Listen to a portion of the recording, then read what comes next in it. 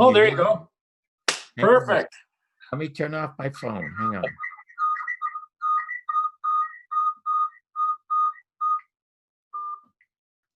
Okay, my phone is off. Can you still hear me? Oh, we're great. Can you hear me all right? Oh, yeah, that's perfect. Oh, Okay.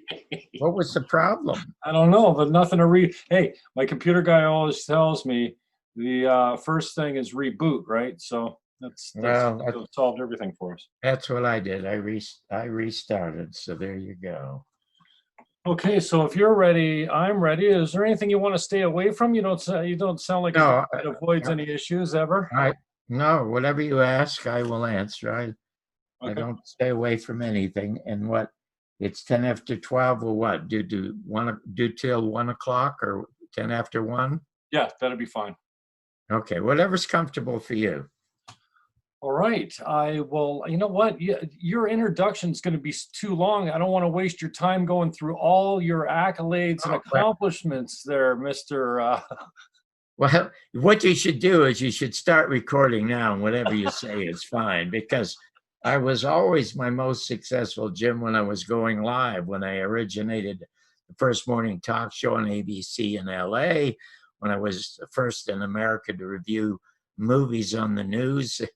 I was live, and then when I accidentally created Real People, the first reality show, it was live the first couple of years. So really? Yes. So I love live.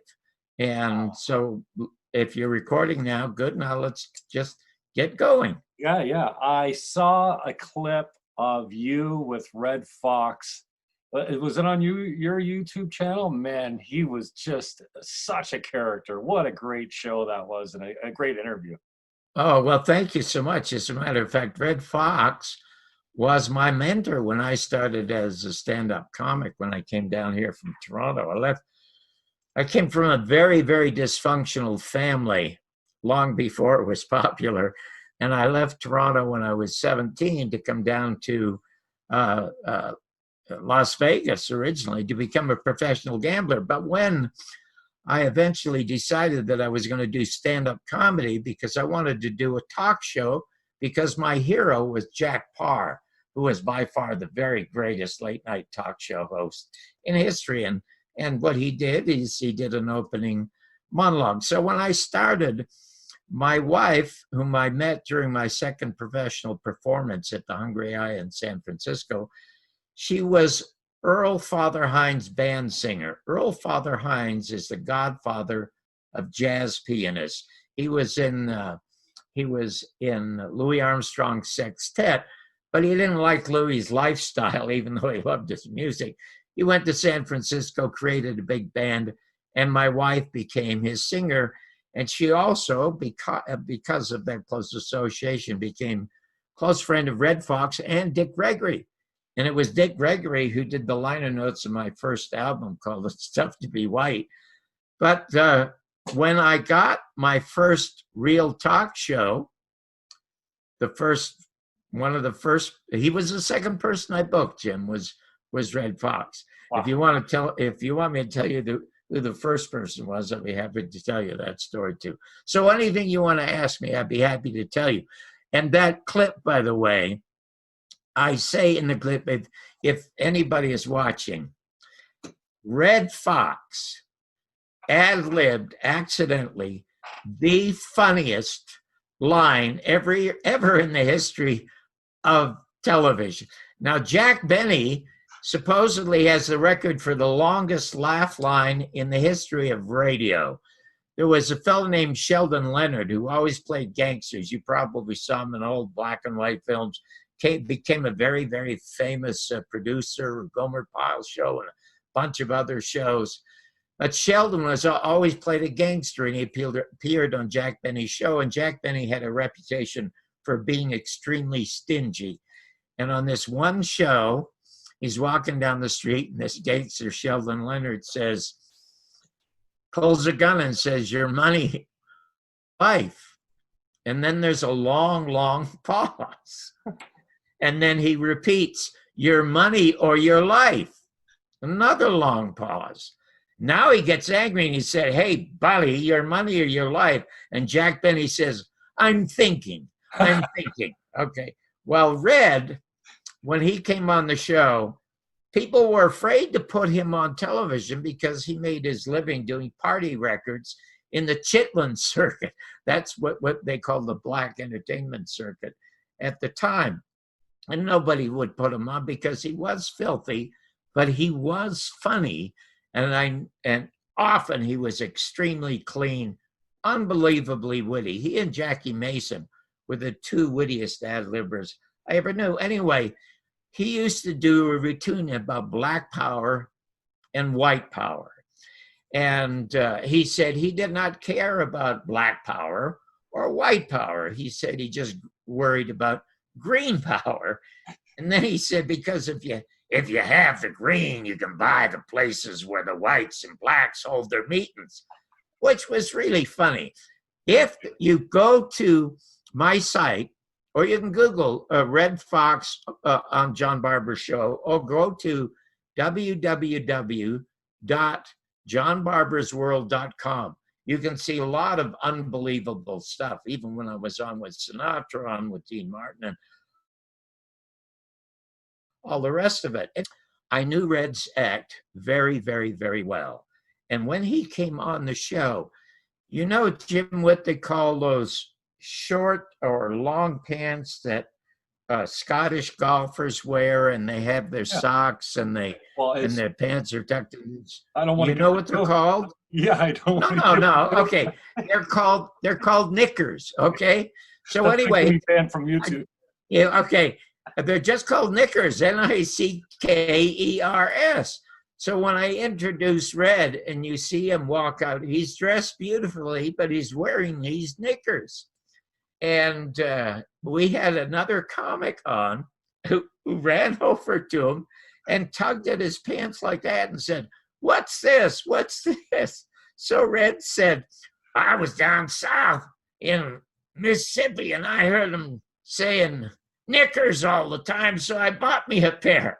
Well, of course it got an ovation, and he sat down. And he sat down to talk about his long relationship with Malcolm X. They both grew up in St. Louis. They both went to prison together. But before we got to the part about Malcolm X and how they used to sleep on the street and on hotel tops and all the rest of it, and they were in jail together, I asked him about the black and white thing. And when he talked about green power, I don't know why I asked this, Jim, but I said to him, "Hey, Red, that's funny. Why do you think money is colored green?" Now, anybody else would have been absolutely and totally stumped. And I was embarrassed and ashamed of myself because I thought, God, I'm going to ruin the guy's act. Without missing a beat, he says, "That's because Jews pick it before it gets ripe." Well, you could almost... We couldn't continue with the show. The laughter was so loud. People literally fell on the floor, pounding the floor. And Jack Harder, who was the other comic, when the laughs died down, he'd pull out a $20 bill and start waving it. I picked some. So anyway, it's a wonderful moment. And as a result of that, it led to his being seen by Norman Lear. He ended up with a small part in the movie and ended up doing Sanford and Son. Sanford and Son was a ripoff of or an adaptation. I hate to say that Norman Lear and Bud Yorkin ripped off anything, but it was called Steptoe and Son in England, and they adapted it to Red Foxx. Well, Sanford is Red's real name. His real name is John Sanford. He called himself Fred because his older brother had died, and as an homage to his older brother, he called himself Fred on the show. Wow. And he was my only lifelong friend in show business. And I knew everybody, knew them all. Wow. But he was, he and Harlan Ellison and Neil Simon, the playwright. Now, do you know who our Harlan Ellison is? No. Harlan Ellison. Do you know who Nabokov and Ray Bradbury are? Bradbury, yeah. Okay. Well, that trio they comprise the greatest science fiction writers in America. And that was Nabokov, Ray Bradbury, and Harlan Ellison. Now, Harlan Ellison, when I was a comic, I ended up getting on the Merv Griffin show on Westinghouse. You remember the old Merv Griffin show? I do. Just barely. Yeah. I have to talk to hosts who are a lot older than you after this. But in any event, Merv Griffin had the second most successful talk show. Carson, of course, had the first with the Tonight Show. And Merv Griffin was sponsored by Westinghouse. He was so successful, CBS hired him away to do a late night show. I had been a regular on Merv's show, and he had tried to produce a show with me on ABC. He was going to host, I was going to get my first talk show on ABC, but a very smart manager by the name of Jack Rollins, who managed Woody Allen, also managed Dick Cavett, and happened to weasel me out and get Dick Cavett on. But in any event, when Merv went to CBS, he recommended me as his replacement. So my wife was pregnant at the time. She was about 7 or 8 months pregnant with a child, I must say, I never wanted. And the reason I never wanted, because I came from such a bad family, I didn't know what kind of father I was going to be, but why I happened to give my wife a child what she wanted. I wanted show business. She wanted a child. I'll tell you that story in a little bit because it's a very nice story. Anyway, I substituted for Merv one night. And my ratings were almost as high or higher than Merv's because I did a stand-up. And Merv would just sing. He was Freddie Martin's band singer at one time. At the time, the president of Westinghouse wanted David Frost. Do you remember David Frost in England? Wanted David Frost to take over the show. And I contacted them and I said, listen, do a Scarlett O'Hara Gone with the Wind search. He didn't know what I was talking about. I said, well, Selznick shut down the movie so he can find his Scarlett O'Hara, which turned out to be Vivien Leigh. Find 4 other guys like me, put them under contract and give us each a night. And then announce to America that you're looking for the new host to replace Merv Griffin. And it'll be a monster hit because you cannot have an Englishman hosting an American show with all the controversy that's going on in the country. But anyway, the reason they picked David Frost is they could go to England, they could go to 10 Downing Street or Buckingham Palace. And so they signed David Frost. Well, I got a call from a guy named Chuck Young, who was the general manager of the Channel 11 station in Los Angeles, the guy who put Joe Pine on television, who was America's first angry man. Now, I know you've never heard of Joe Pine, but he's the guy that started all the angriness in television. And Chuck Young said to me, I think that David Frost is going to bomb, so I'd like you to replace him. I mean, we know he's going to bomb. I want you under contract here so that when he does bomb, we have you. And he said, could you do a Saturday night Poor Man's Tonight Show? And I said, it'd be my first talk show. Jim, I was so happy. I was going to get my dream of becoming the next Jack Paar from Canada. I mean, unbelievable. And as a matter of fact, I was in the country illegally twice. I was deported twice, which is strange and magical how all this happened by accident. Anyway, I knew that television was the electronic umbilical cord that would bind the world and nourish the world, either nourish the world with information or destroy the world with misinformation, which indeed it is doing right now, but not at the time. Not at the time. Television, when I got into it, was absolutely fabulous. Anyway, the first person I wanted to talk to was Harlan Ellison. Harlan Ellison was writing a television column for the Los Angeles Free Press, a very radical anti-war magazine, and the column was called The Glass Teat. What a perfect name for a critic, sucking on the television set for the milk of human kindness. Anyway, when he happened to review my appearance on Merv's show, and he wanted to know how Westinghouse could find his fag to replace Merv Griffin. Oh my God, I read that and I was devastated. But I kept reading, and God, could that guy write? It was really funny. I mean, it was hilarious. So my producer was Bill Walker, and I said, Bill, we've got to have a regular every Saturday for 5 or 10 minutes just to talk about television. He said, what a great idea. Who do you want? And I said, Harlan Ellison. Oh, God, you got to be kidding. I'm not calling him.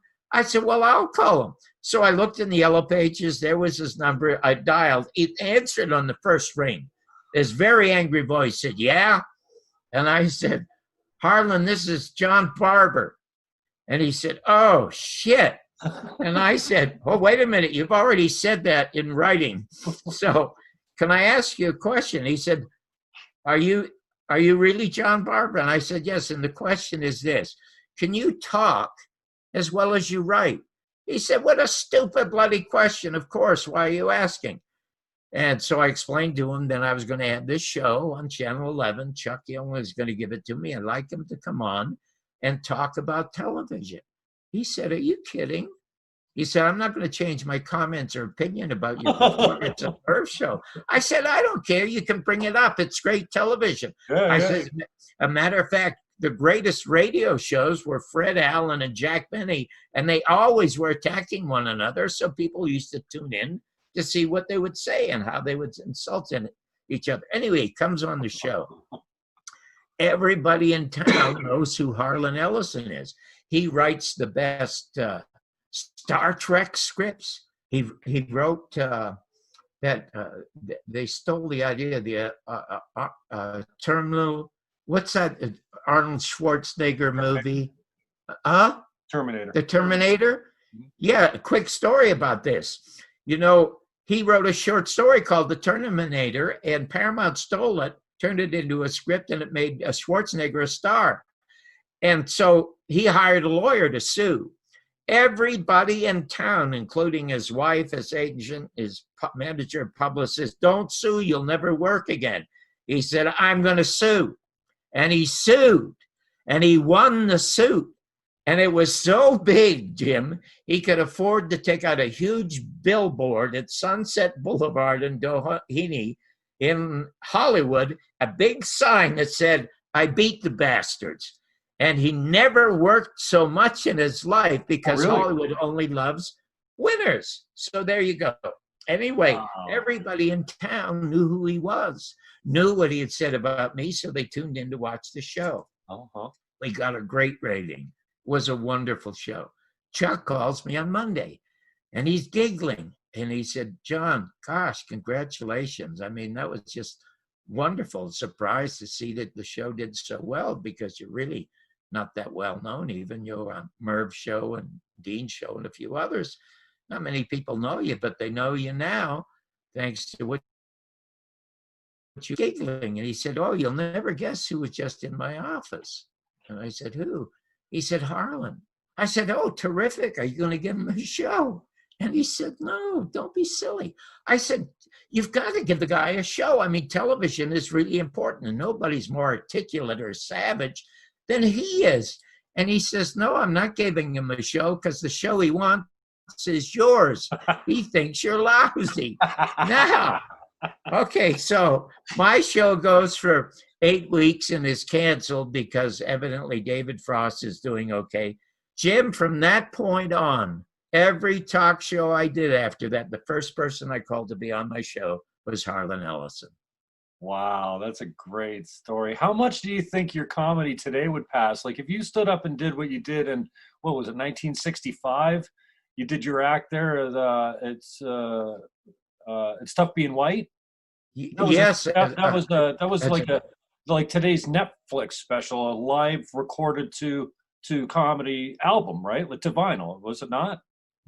Well, yes, and you know, I must say that political correctness is really bad in my country, the United States now. But I was in Canada it's worse here. recently, You know what? I was just going to say it's a whole lot worse up there. It is. Because first of all, the firing of the most interesting guy in the National Hockey League, except for a couple of hockey players, was Don Cherry. I mean, I could not understand what all the fuss was about and why they got rid of him. And somebody in Canada said, well, he was getting too much money. Rogers thought he was getting $1 million, or 800,000, which was too much money. And I said, they should put a cap on his earnings. So I said, hang on a second.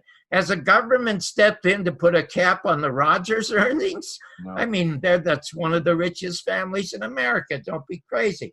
And I said, and the other thing that I hear, I won't mention his name. He's a very successful Canadian actor. He starred in a sitcom up there a while ago, and I don't want to get him in trouble.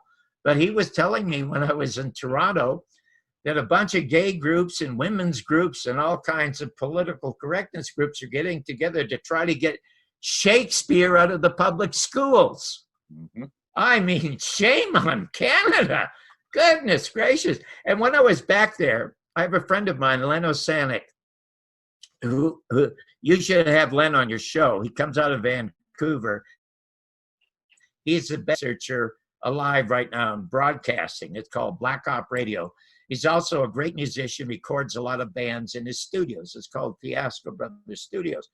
When I was there 3 weeks ago on my book tour, which went really, really well, by the way, I went down to watch one of his recording sessions, and there are 5 musicians sitting around arguing about the fact that there's so much coverage on Canadian television about the fact that Trudeau, years ago, as a youngster, in some kind of Halloween show or some kind of makeup show, just a party for the evening, dressed in blackface. Mm-hmm. And one of the musicians said something I thought was really bright. He said, you know, the problem now is our media is becoming too Americanized, which is so true because there's absolutely no more freedom of press in the United States, which I'll get into in a minute. But I stuck my head in and I said, you know, that's a brilliant comment. And, you know, I'll tell you something. You guys are making a whole lot of fuss about Trudeau, your president, prime minister, who years ago, went around for one day in blackface. How do you think it's like for me in America? We got a president running around every day in orange face. So we don't have an orange ethnic group to offend, though. Yeah. Well, the tough to be white stuff, if you go to my site, I must tell you, a lot of it is unbelievably topical today. Right. And there is absolutely and totally nothing that is offensive to blacks. As a quick sidebar to this story, when I recorded the album, there were only 2 people who would either talk to me about it or put it on the air. One was Bob Crane. You remember who Bob Crane was? Oh, yeah. Tell the folks who he was. Hogan's Heroes. Right. Okay, well, before he got Hogan's Heroes, he had the most popular talk radio show in Los Angeles, and he loved the album. And he called me and put me on the air, and we played excerpts from the album. And, of course, the LA Times said it was the worst taste album in history. So I sent the critic a note, and I said, you're supposed to listen to it, not eat it. And Joe Pine heard us, and Joe Pine, who hated everybody, here's a Marine who's lost a leg, hates the world. He started this thing called the Squawk Box, and he'd get people get up on his show and squawk about anything. And usually he'd tell them to go home and gargle with razor blades. I mean, he was really cruel. But he had me on his show, and I got to play it. I had been booked into because Dick Gregory took the edge off of it by doing the liner notes. He loved the album. And that's why it started to get some traction. I was booked into the Playboy clubs. And I was booked into one in Miami. I was booked into one in Georgia. I was very, very successful. But before I get to LA, guess what? They have the Watts riots. And really, really bad. The city was shut down, and cops and National Guard were all over the place. So Lee Wolfberg was the manager at the Playboy Club. And I walk in there, and he's holding a magnum in his hand, like Clint Eastwood in 30 Harry. He says, "You're not doing any of that tough to be white crap in this club tonight. You better find the stuff that you used to do on Merv Griffin that's safe. So you're not going to say a word, okay?" And he puts down the gun in the drawer, and that's it. So I get up on stage, and the club was about 3.5 stories, 4 stories above Sunset Boulevard. So you could see all of Los Angeles, and you could still see the smoke. We had huge wall-to-wall windows at the top of the club. They were tinted, but you could still see the smoke. And I was introduced by a black fella named George. Gave me a wonderful glowing introduction. And I got up on stage. And his introduction was so nice, I couldn't help myself. And I said, "You know, George was just made manager of this Playboy Club this week." So everybody applauded it. And I said, "He's doing a wonderful job, isn't he? I love the introduction." They applaud again. I said, "Well, you know, last week he was a busboy, but since the riots, they don't trust him around the knives and forks." Well, the audience cheered, and he jumped up and down in joy at the joke. And then I looked out the window, and I said, "You know, I'm thinking of that old song as I look at Compton. Smoke gets in your eyes." And then I said, "You know, it doesn't take much electricity to light up Los Angeles, just 1 watt." Well, again, there's huge applause. And I'm just ad-libbing this stuff. And I thought, they like it so much, I'm going to do the album. It was one of the first times I got half of a standing ovation. And I thought, my God, I'm going to be a star. I'm going to be a hit, because it was like Lenny Bruce, who became successful doing what they call the sick humor with Lenny Bruce. And I got off stage, and there was Lee again with the damn magnum in his hand. And he's cursing at me. I'm not going to tell you what he said. He said, "You either change your act, or I'm going to shoot you, because we were going to shoot them. That's how bad it got. Or you're not going to play here anymore." And I said, "Listen, you know, 10% of that audience was black, and you saw George. They absolutely loved the stuff." He said, "I don't care what they like. I don't like it, and you're not going to do it." I said, "What if I prove to you that black audiences love it?" He said, "I don't care what you do." I said, "You know what? I'm going to go do it in Watts." And he said, "You're nuts." And I said, "I have faith in my material, and I have faith in my audience." So I went to Ebony Magazine on Wilshire Boulevard. And I met the editor. I didn't meet the publisher. I met the editor, and there were 3 guys in the office, and I brought my album. He said, "Let me listen to the album." I told him the story. The very next day he called. He said, "Are you sure you want to do this, Mr. Barbour? Because I can set you up at the most popular club in Watts on 100th Avenue in the heart of the Black District. But are you sure you want to do it? And we'll do it on a Saturday night." I said, "I am sure that I want to do this." So he said, "Okay, we'll set it up."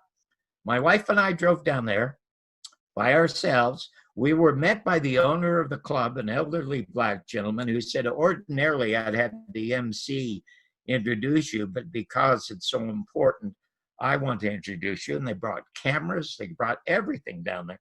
The place was jammed. Now, if you've ever seen the Apollo, the greatest and the worst audiences to perform in front of are blacks. And a lot of great black talent was discovered at the Apollo in New York City, owned by a Jew, by the way. And a lot of careers were destroyed because black audience, they're brutal. I mean, they'll throw stuff at you, and they'll yell at you, and even try to get you off the stage. But it's just wonderful theater. And when they love an act, oh my God, like Ella Fitzgerald or Billy Eckstine, I mean, they just go crazy. So anyway, it's amateur night at the club.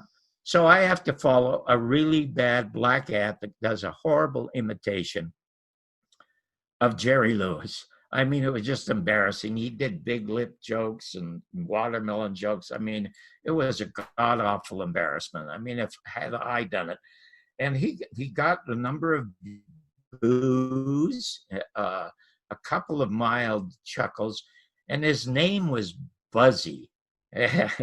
So anyway, when it's my turn to get up, the owner of the club holds up the album, and the audience sees the title, and they kind of hiss. And he said, "Our brother, Dick Gregory, wrote the liner notes to Mr. Barbour's album. And he's been having a very difficult time in white clubs trying to do his material, which our brother loves. And he wanted to come down here and present it to you. And I want you to listen to what it is that he has to say." So I get up, and I'm telling you, I am so nervous. And one guy hollers out, "You having a tough time following Buzzy?" He said he was tough act to follow. And I said, "You know what? I'm not going to have as tough a time following Buzzy as the police do." Well, they just screamed. And then I started. It was the only really full standing audition that I got. So I go home and I think now, Dick Gregory was made by accident, Jim. He was a sit-in at the Chicago Playboy Club for $50 for a private function. And a writer from Time Magazine happened to be there, loved what Dick Gregory did, put one paragraph in Time Magazine, and Dick Gregory became the Black Bob Hope. I mean, he was a monster star at the time. I thought that Ebony Magazine would now do the same for me. Everybody loved it. I mean, there was such an ovation, and they took the film and the video and the audio. And I thought, oh my God, I just love this. I'm so excited about this, because now people won't think that I'm a bigot if I start doing the material. I wait 2 weeks, 3 weeks, and nothing happens. I never hear from them. So I called the editor, Jim, and I said, "Is it coming out?" And he said, "John, I've known for a week that it's not coming out, but I didn't have the heart to call you. So I was going to call you, honestly." And I said, "Why not? You saw the reaction." He said, "If I could publish it, I would right now." He said, "I think it's so important." But our owner said, "You're not publishing it because it rekindles conversation about racism. And so you're not going to publish it." So it was never published. And I thought my career as a comic is over. I never did the black tough to be white stuff again. But the very next day, I got a call from the producer of Art Linkletter's Talent Scouts. And he had heard about Watts.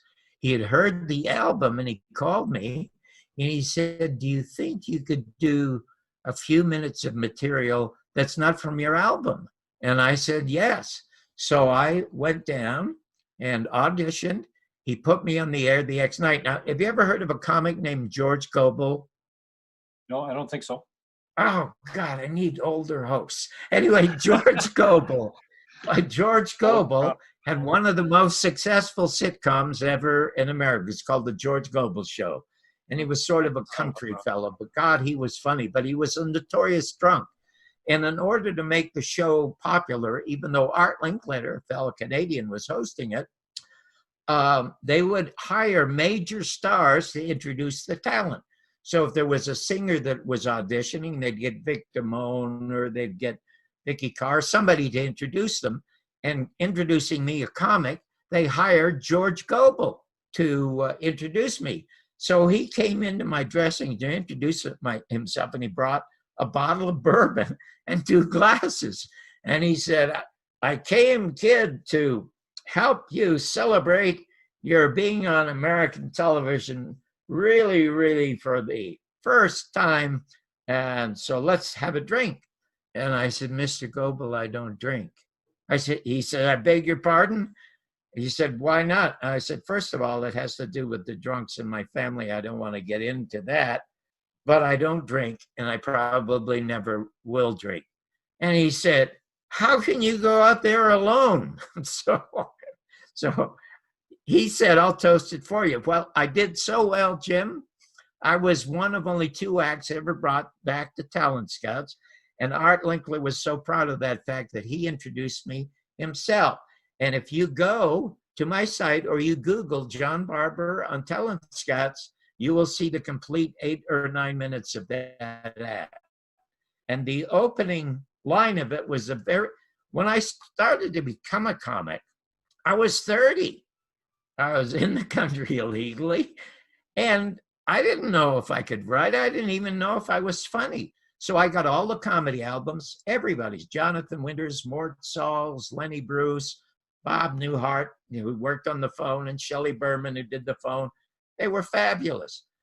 But I couldn't be them because they were themselves, and they had a distinct identity. I had no identity. There was nothing unique about me as there was about them. And so I got a dozen joke books. And I read all the joke books, but the jokes that were good, everybody knew. So I said, I could do better than that. And in 10 minutes, I wrote my first 5 minutes. And the opening line was, hi, my name is John Barbour, and I'm being brought to you right now through the courtesy of the NAACP, which was a courageous thing to say at the time because they had all these sit-ins all around. And then I said, the National Association for the Advancement of Canadian People. And then I was off and running. So my entire act became my observations about America as coming from Canada. And that ended up being the album that was pressed to vinyl then? The Tough to Be White one, I never did again after that because they wouldn't let me do any of it on television. Right. I've never done any of it on television. But it's more topical today than it was then. You think you could get away with doing it on TV today? You've seen Chappelle's show, probably. I mean, absolutely I could. If the people that would be the most nervous would be the white folks because I'm expressing a lot of what white folks are thinking, but don't want to say out loud. And I do it in a very, very funny way. And, what do you think? What do you think the outcome of what do you think the outcome? What'd you say?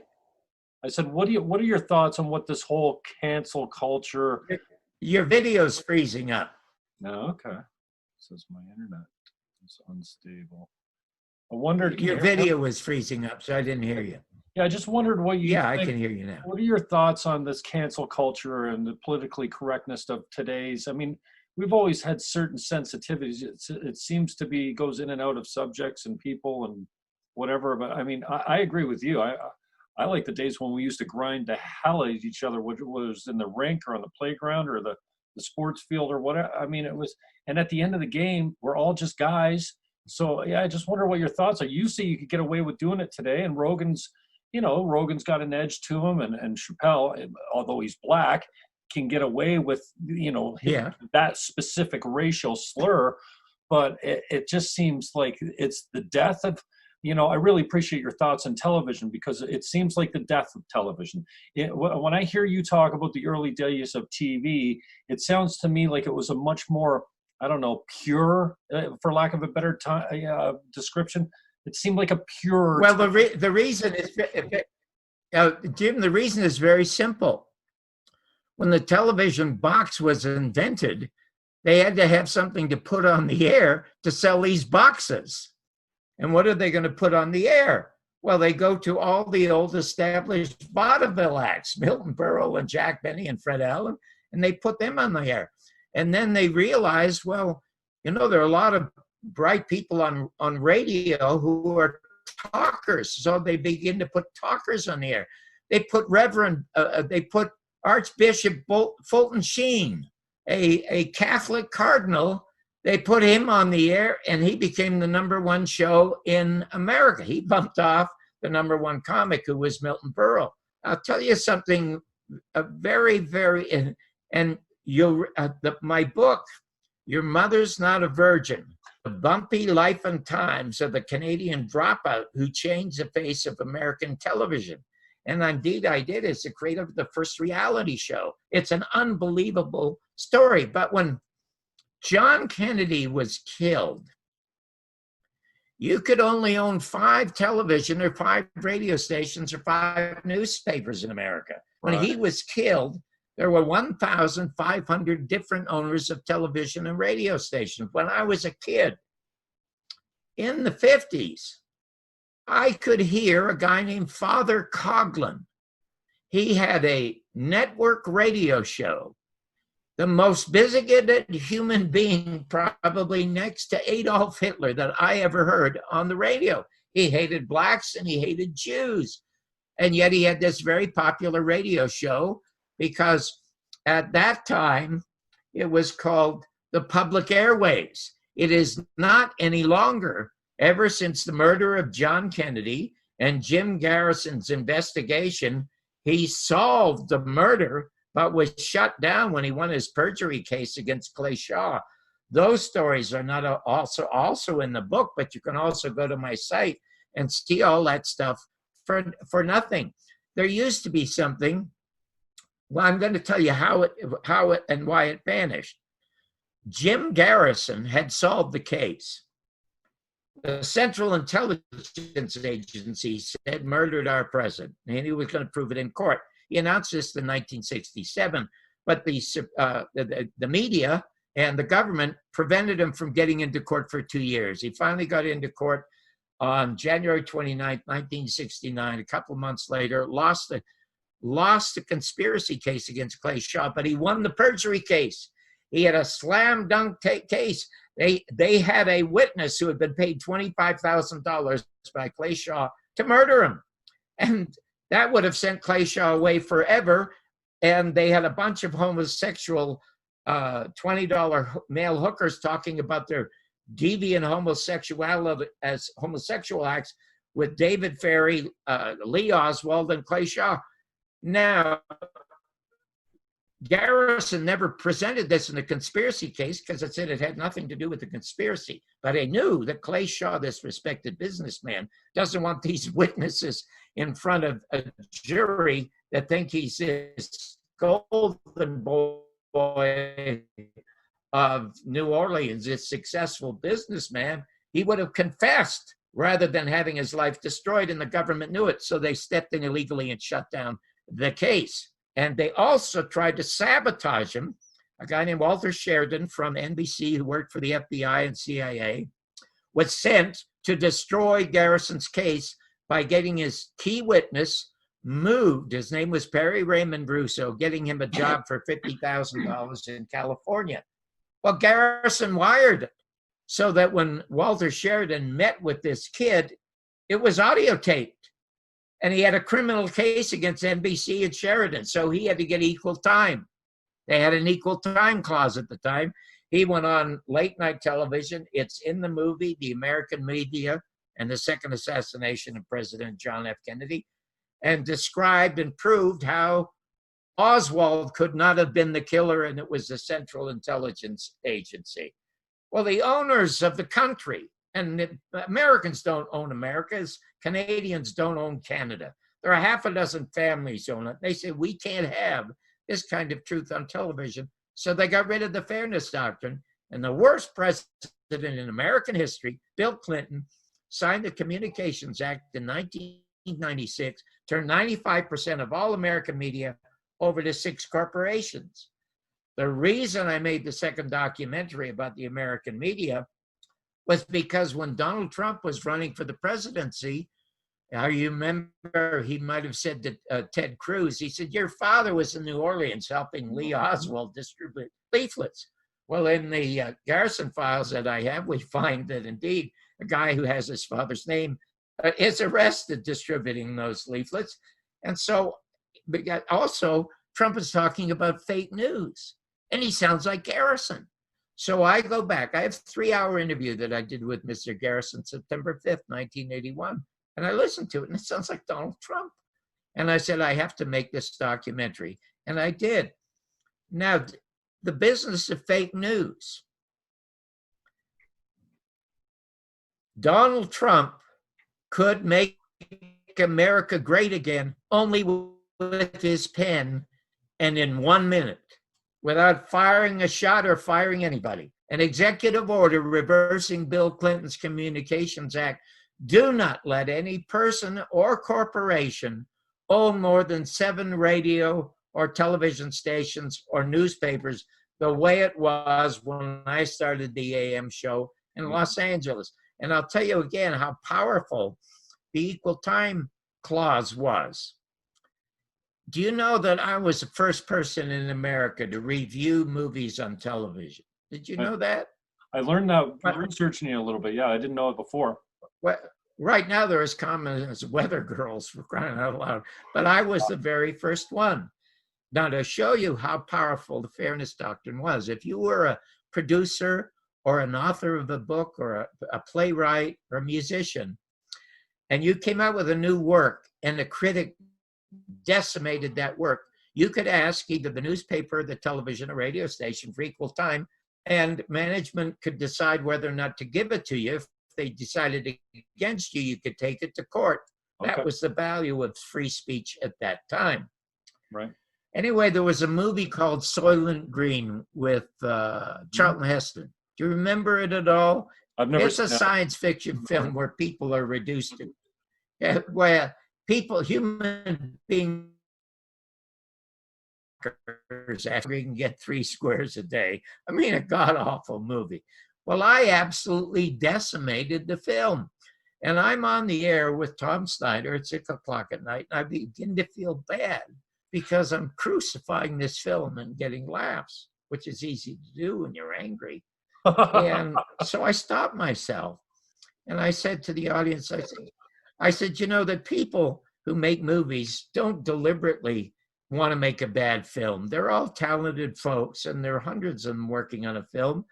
And sometimes it's just an accident and it turns out well. Like Casablanca was a total ad-lib accident, and it turned out to be one of the great movies ever made in Hollywood. I said, so I'm going to try to say something nice about this film. The sets are beautiful. And then, Jim, I was ashamed of myself. And so I added, the sets would be more beautiful if they'd been placed in front of the actors. Well, I got an absolute scream. And Tom Snyder, when we went to the commercial break, said the only really funny thing he ever said as an anchorman. He said, some of us will be right back. Well, in any event, the producer of the show at 20th Century Fox called Bob Howard, the general manager, and said, you better fire Barbour right now, otherwise no more ads from 20th Century Fox. And Bob Howard said, you know, then no more ads because my wife loves Mr. Barbour. Okay, so I got to stay on. Now the producer calls back because he's filing a lawsuit and demands equal time. Fairness doctrine. And Bob Howard turns him down again. So he takes it to the courts in Los Angeles, and they rule against him. He takes it to the California Supreme Court, and they rule against him. It was in the courts for 5 years, Jim, until the Supreme Court ruled on it. The only movie review that ever went to the Supreme Court, they also ruled against them. And guess what the Supreme Court said? The Supreme Court said, we are turning you down because John Barbour's movie reviews are of absolutely no public importance. Wow. So there you go. There you go. But that's how powerful the media wasn't.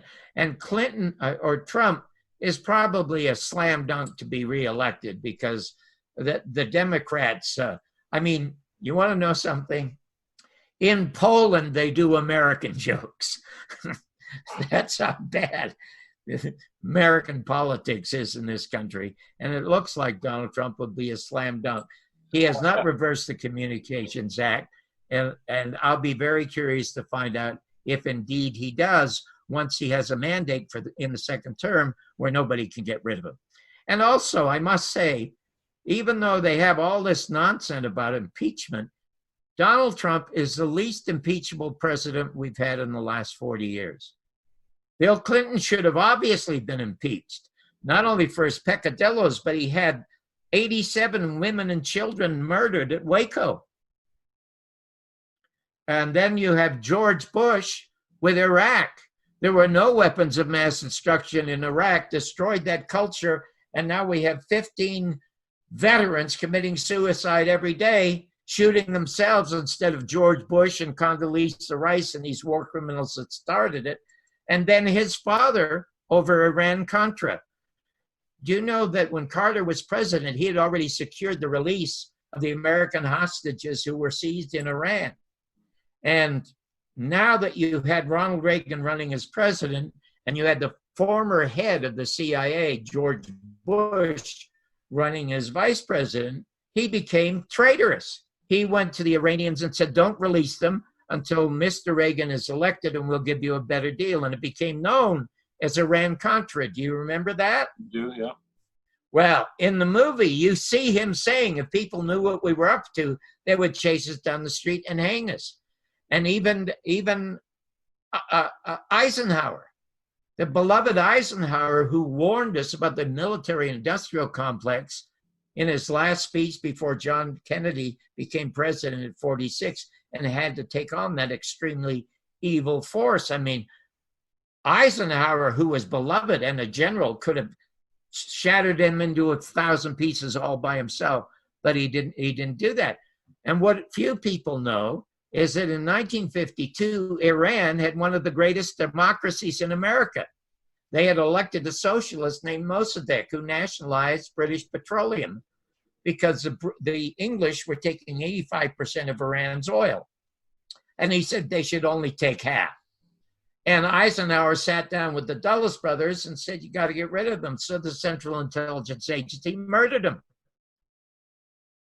And they murdered Salvador Allende also in Chile. And so Richard Nixon should have been impeached and probably hung for that. For Donald Trump to make a phone call that is probably only politically incorrect is not an impeachable offense. They just don't like him because he is a totally unlikable human being. But that has nothing to do with what it is that he's doing. Yeah, the impeachment inquiry is profound. Just blows my mind because they have the transcript. You can see right there in black and white that there's not anything impeachable. That's it. That's it. That you're absolutely right. And of course this Russiagate nonsense. Now I hate to be coming to the defense of Donald Trump because I'm agnostic about Donald Trump, you know. Right. But the thing is that he has said a couple of wonderful things. One that was really, really quite human. He said it 3 weeks ago, and I hadn't heard talk like that since John Kennedy. You remember about a month or so ago, 6 weeks ago, there was a drone supposedly sent from Iran that blew up one of the Arabian refineries. Right. Donald Trump was on national television sitting down in front of his desk. And he said, you know, I just got a notice here from our Pentagon, and they gave me a list of 12 targets in Iran that I should attack because they sent the drone supposedly to blow up the refineries in Saudi Arabia. And then I had this notice from the prince. Now, this is the prince he's very friendly with, the prince that ordered the murder of that New York Times newspaper man whom they dismembered.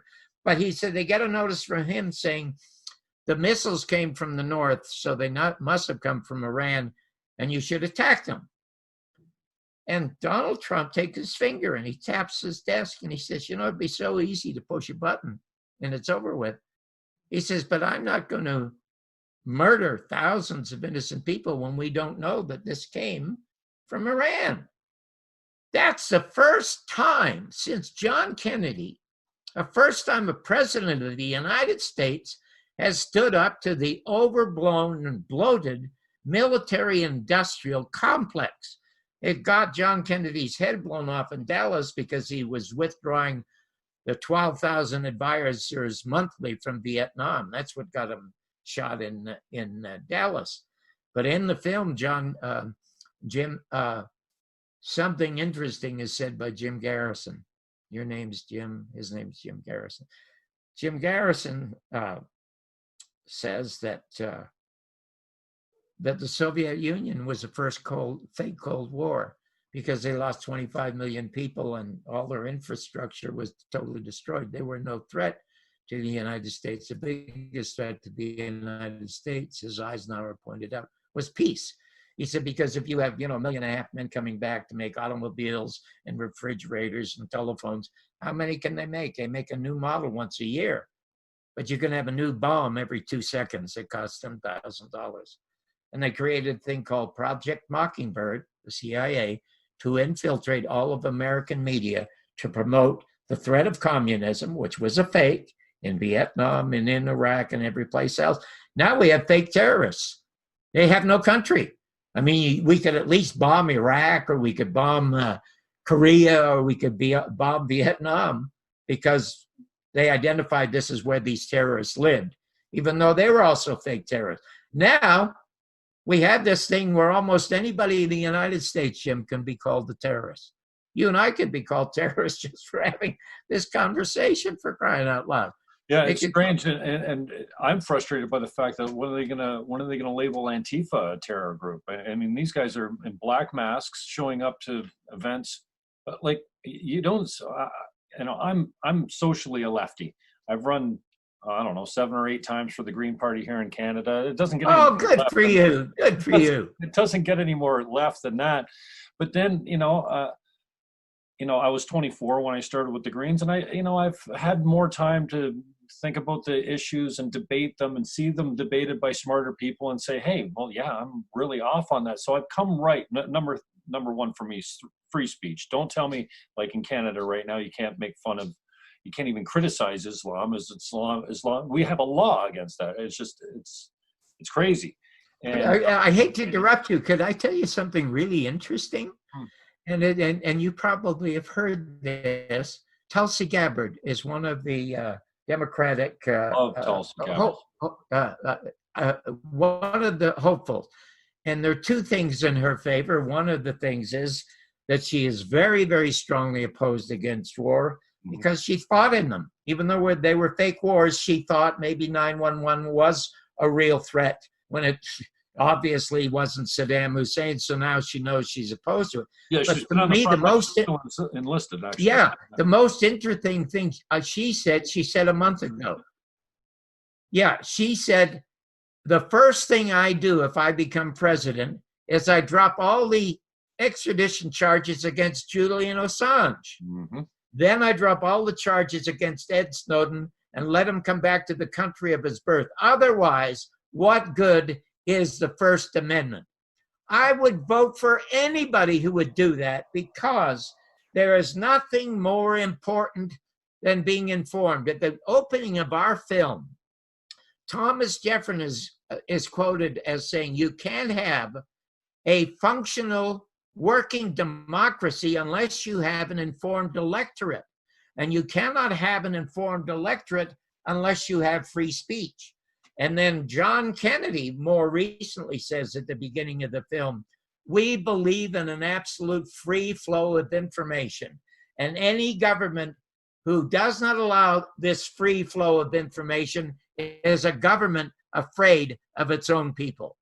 We do not have a free press in the United States, and obviously, being a smaller country, you're just a regional office. The United States is still sort of headquarters, and every other country is sort of regional office.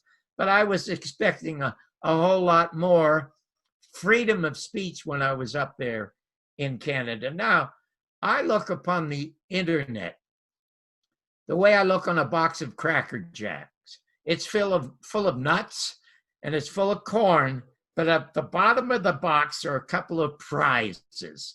And you can find them, and you're one of them. And there are dozens of others like you.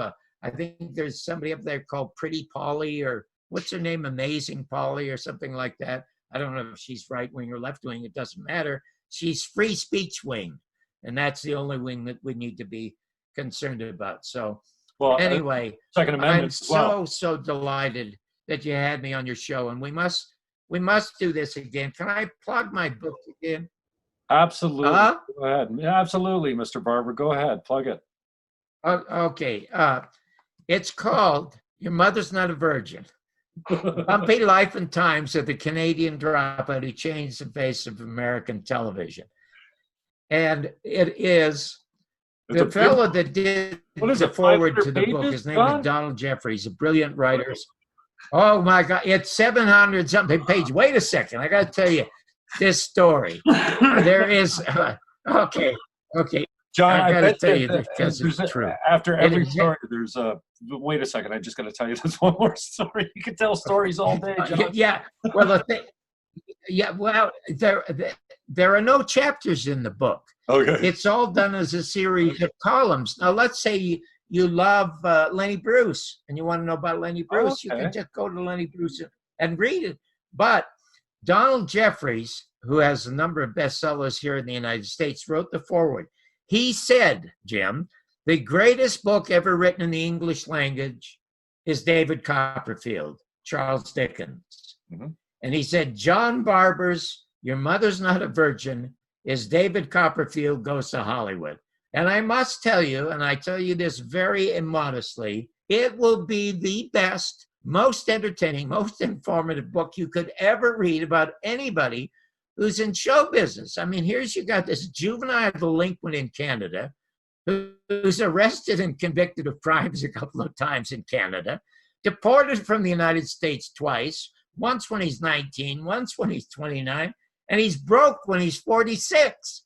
And a year later, as the most successful show in the history of American television, becomes the Boswell to tell Jim Garrison's story, and Frank Sinatra's private writer for 4.5 years, and then is presented in 1977 finally his citizenship papers by California Senator John Tunney.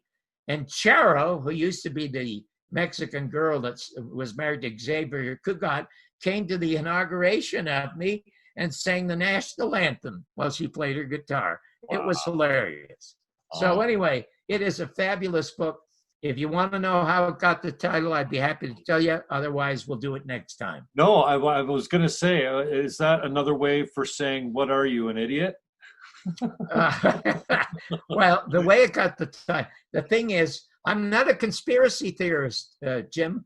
I'm a storyteller. And when I was a kid on the streets, I used to go to the Manor Theater on Kingston Road for a nickel. And I could see a double feature, and most of them, everything was made in Hollywood, right? But there were stories. Do you remember Lorne Greene? Yeah. Lorne Greene was on the CBC when I was a kid. This Orson Welles voice telling stories. And there was a Canadian writer named Gordon Sinclair. I devoured every one of his books. And as in the 6th grade, I was assigned to read his stories of real people to the class. So that kept me alive. And now that I'm older, it's the telling of stories that keeps me alive.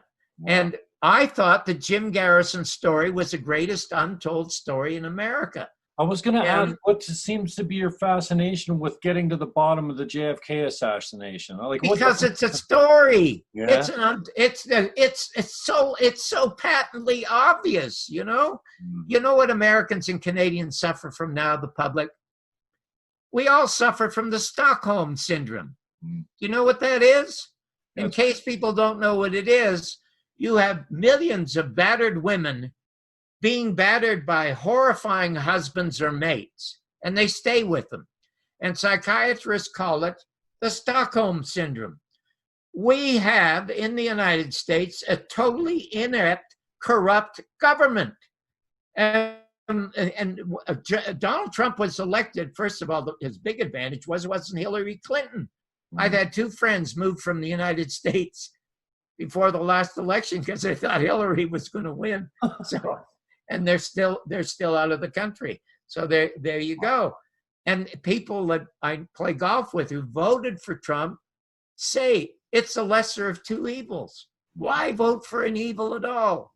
Don't vote at all. Boycott the election. Wouldn't it be wonderful if 90% of all Canadians, Americans boycotted the elections and let the 1% fight over it? You would find the 1% would be so terrified. They'd think, oh my God, there's going to be another French Revolution and they're going to bring out guillotines to us. We better change and improve the system. That's the only way it'll be improved. It'll never be improved by a president because a president doesn't run the country. Anyway, when Garrison lost the case, it was over for me. Okay, so what? I believe the government. I want to come to this country. I believe in this country and Frank Capra and Jimmy Stewart movies, you know. Mr. Smith Goes to Washington. I love the place. I love the people here. I love the performers here, everything about it. It was headquarters. So I forgot about it. I was in a bookstore, Edmonds Used Bookstore on Hollywood Boulevard, across from my favorite restaurant, Musso and Frank's. And there was a book called Heritage of Stone, written by this guy, Jim Garrison. So I start to read it, and I'm stunned. I'm spellbound. 4 hours I stand and read the entire book. I learned that the Zapruder film has to go to the Supreme Court because Time Life won't release it to Garrison for his trial to show a jury in New Orleans. And then there's a doctor named Fink, the only forensic pathologist at the non-autopsy of John Kennedy at Bethesda. And when he's in court, he said, we were prevented by admirals, generals, and FBI from looking at x-rays or looking at films or even doing an autopsy. So if you go to the Warren report, you won't find any x-rays, you won't find any photographs. You find 2 cartoon drawings of John Kennedy's head with a bullet in the back and a bullet coming out the front. Well, I called him and booked him on the show. And he said to me, you'll never get away with it. I've never been on television without being hindered. And I said, Mr. Garrison, I've just won an Emmy. We are the most successful morning show in America.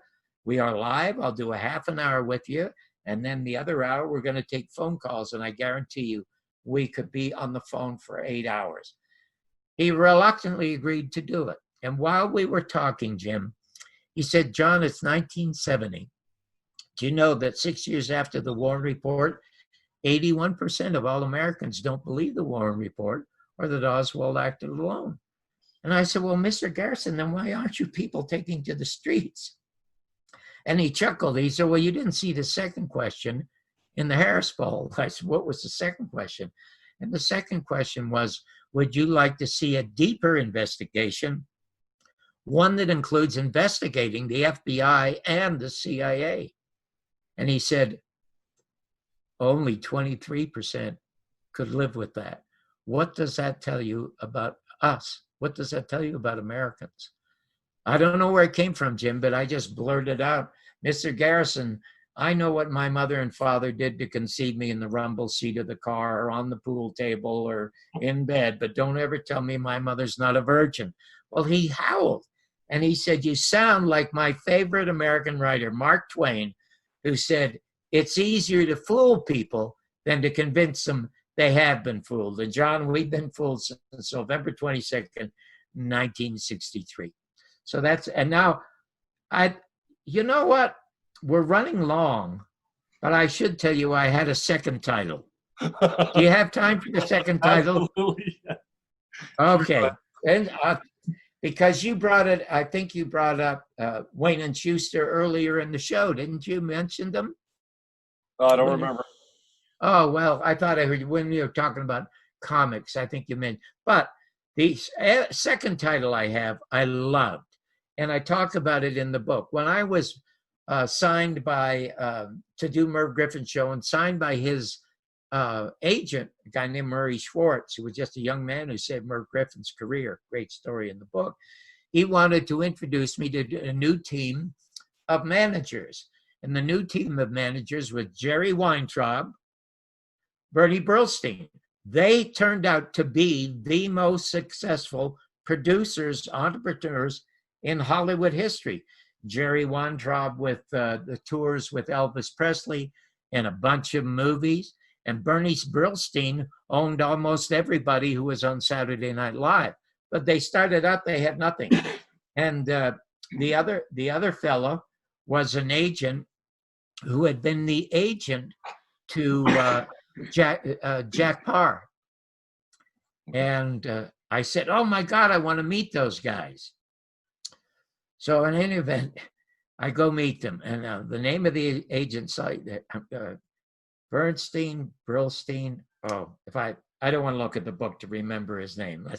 Let's say his name is Murray also. he had been the manager to Jack Parr. So naturally, that's a guy I want to manage me, but he's not there.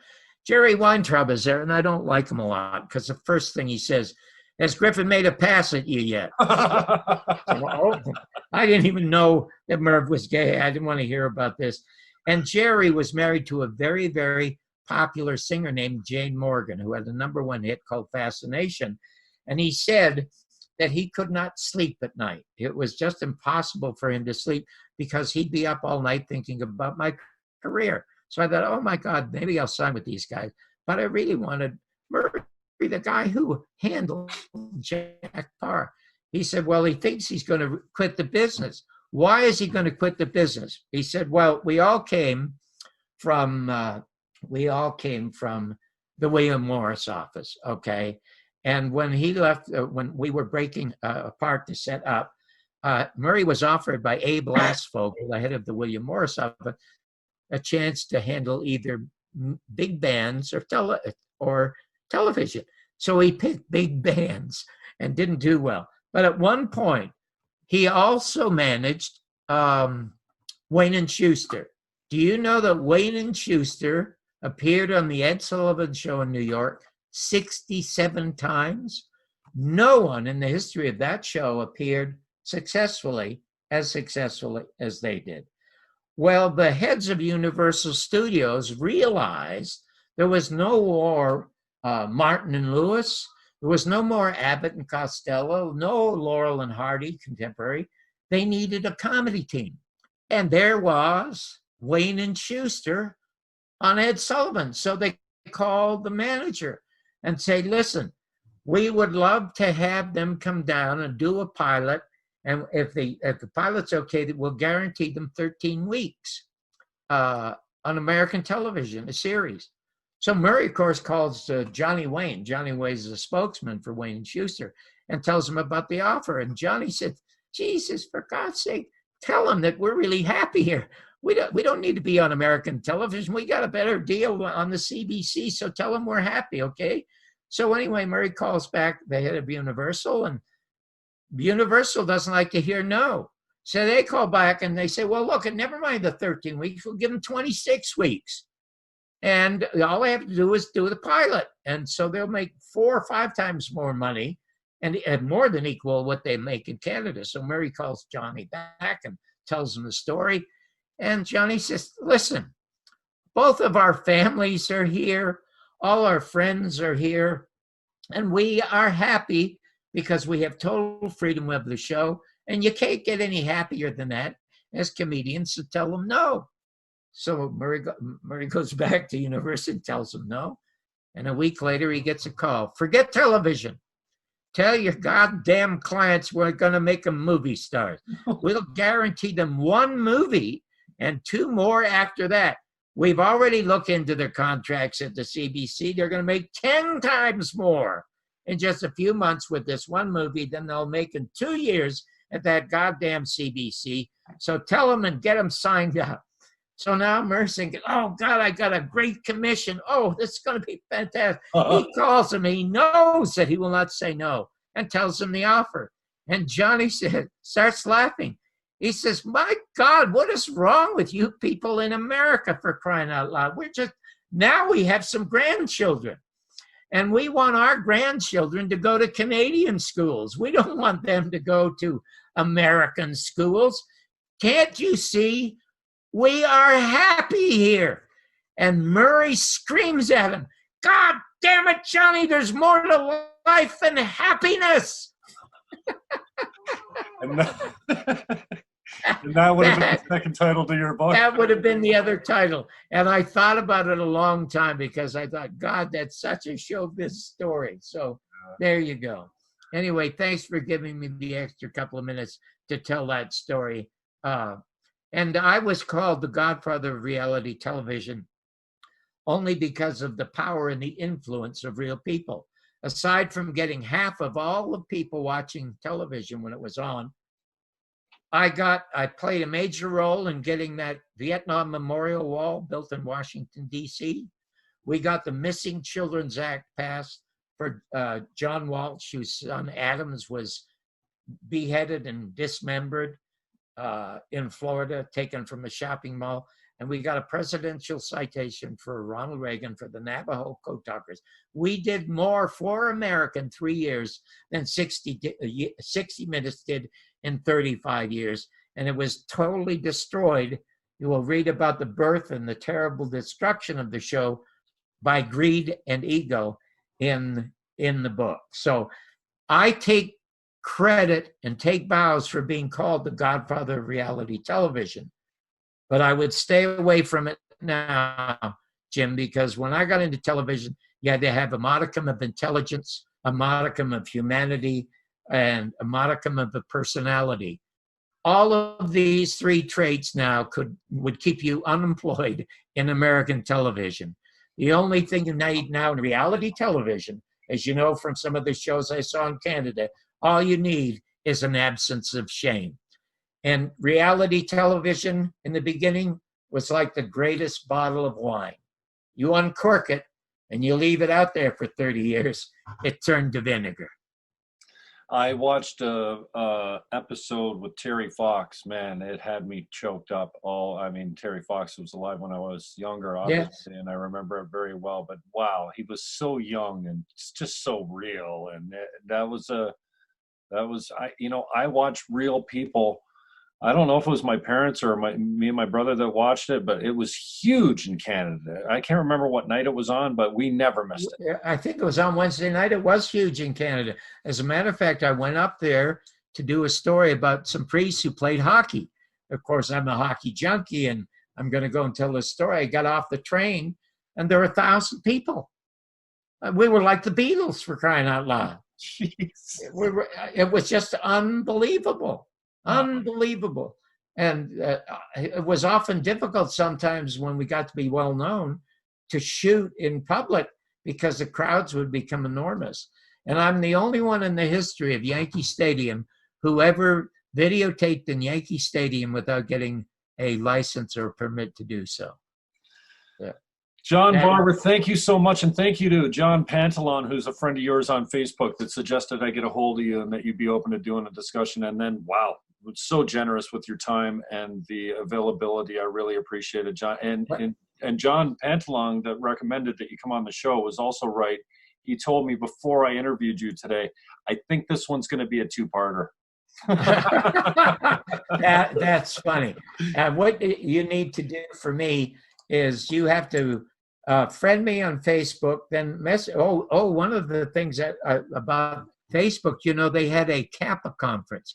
CAP is Citizens Against Political Assassinations in Dallas. They had it on Friday. The key speaker was Oliver Stone. If you go, what I want you to do, I want you to Google an early Christmas gift from Oliver Stone. Oh, I saw it, but the audio. Because Oliver Stone was videotaped by somebody who had a camera. Yeah, the audio is not very good, but you can hear it. Right. And he endorses the film.